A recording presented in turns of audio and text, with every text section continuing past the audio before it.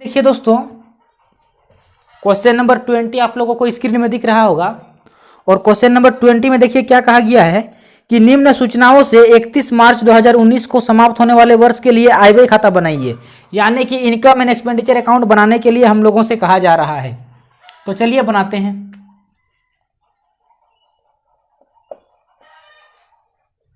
Income and expenditure account, और किस तारीख के लिए? तो फॉर द ईयर इंडिंग 31 मार्च 2019 के लिए।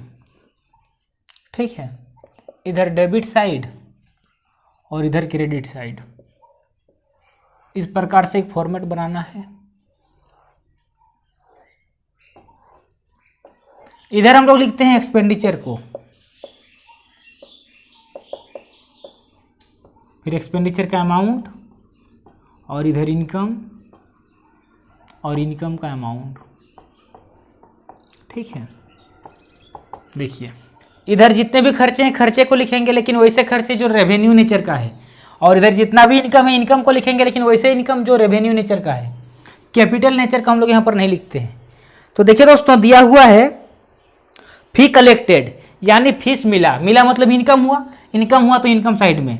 अच्छा, क्रेडिट में जो भी लिखेंगे टू दे के लिखेंगे, और डेबिट में जो भी लिखते हैं, क्रेडिट में जो भी लिखते हैं बाय दे के लिखते हैं, और डेबिट में जो भी लिखते हैं टू दे के लिखते हैं। तो देखिए दोस्तों, फीस कलेक्टेड दिया हुआ है। जो फीस कलेक्टेड है ये दिया हुआ है 4,20,000। कितना दिया हुआ है? 4,20,000।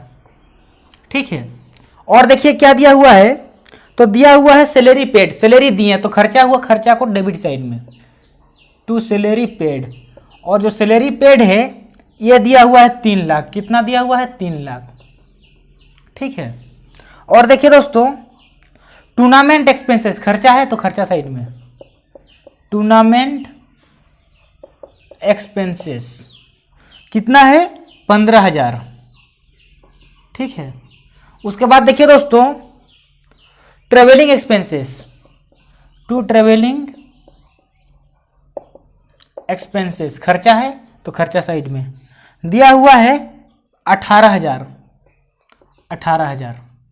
उसके बाद देखिए दोस्तों, स्टेशनरी एक्सपेंसेस दिया हुआ है,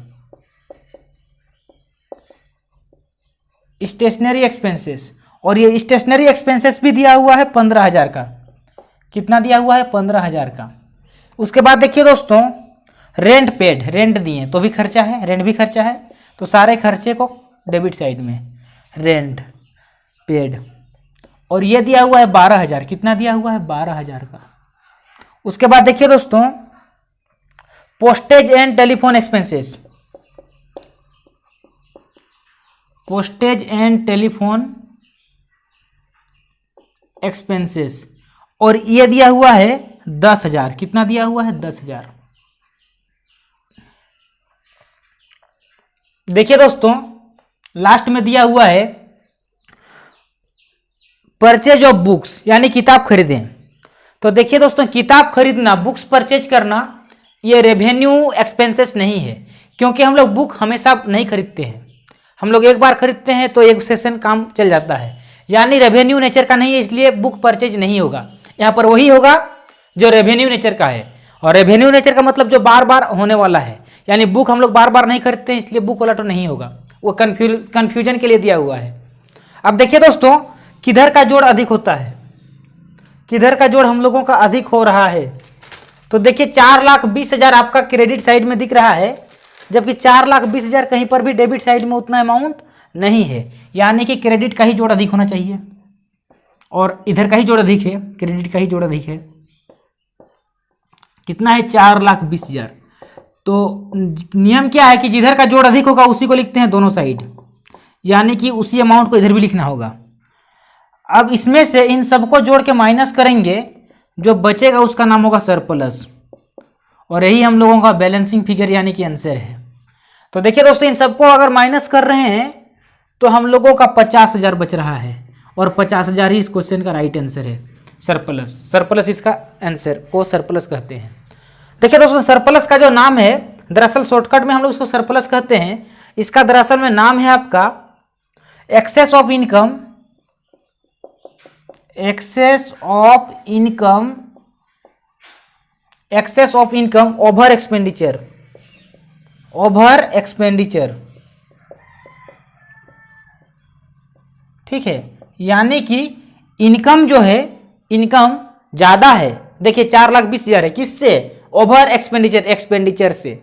ठीक है, तो इस प्रकार से हम लोग क्वेश्चन नंबर 20 को बना लिए, क्वेश्चन नंबर 20 को बना लिए। ठीक है दोस्तों, आप लोग इसको उतारिए। आई होप आप लोग उतार लिए होंगे।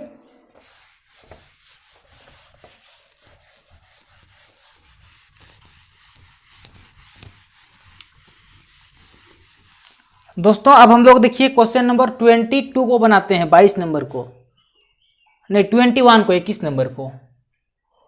तो देखिए दोस्तों, स्क्रीन में आप लोगों को क्वेश्चन दिख रहा होगा। इससे पहले वाला क्वेश्चन 20 था, 20 नंबर था, और अभी जो दिख रहा है ये हम लोगों का 21 यानी कि 21 नंबर है। क्वेश्चन में देखिए दोस्तों क्या कहा गया है।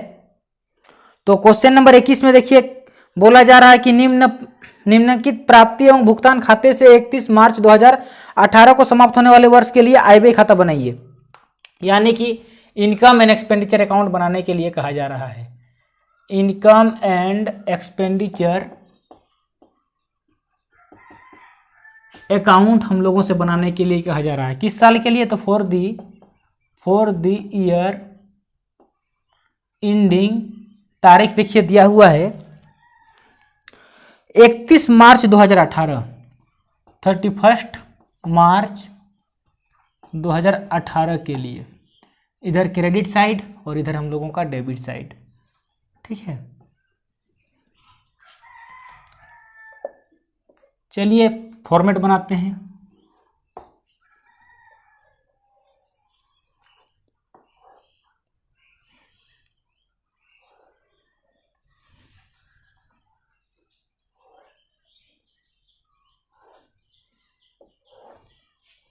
इधर लिखते हैं एक्सपेंसेस को, यानी एक्सपेंडिचर को, फिर एक्सपेंडिचर का अमाउंट। इधर लिखते हैं इनकम को और इनकम का अमाउंट को।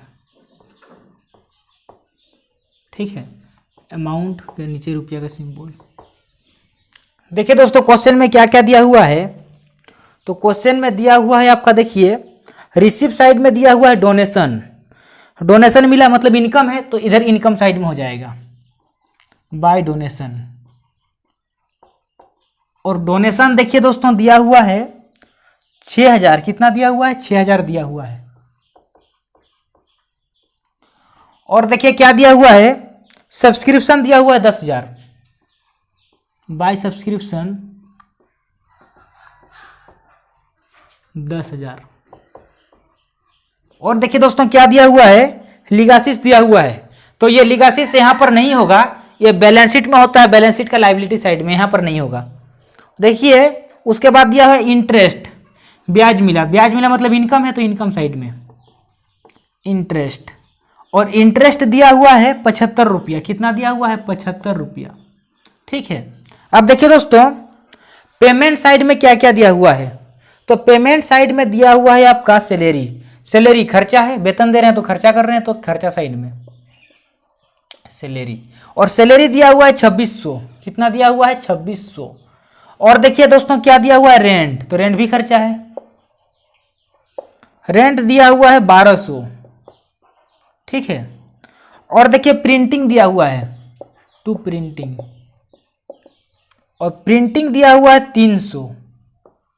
उसके बाद देखिए दोस्तों पोस्टेज दिया हुआ है, पोस्टेज दिया हुआ है 100 रुपया। उसके बाद देखिए दोस्तों एडवर्टीजमेंट दिया हुआ है,